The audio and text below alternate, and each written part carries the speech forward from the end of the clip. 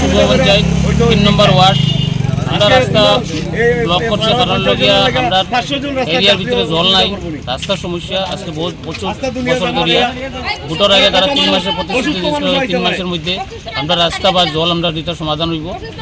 তখন দেখা যায় যে ভোটের আজকে গেছে গিয়ে প্রায় বছরের উপরে, কিন্তু আমরা এই সমাধানটা হয়েছে না। জল নাই, রাস্তা নাই, দুটা আমরা সমাধান হয়েছে না। বা আমরা উপর স্তরেও গেছি, পঞ্চায়েতও কইছি, MLA স্তরেও কইছি, কিন্তু কোনো সমাধান আমরা আজ পর্যন্ত পাইছি না পাইয়া আমরা বাধ্য হইয়া আজকে রাস্তা কমনতলা রাস্তাটা আমরা ব্লক করছি, তাতে আমরা এটা একটা ইয়ে হয়।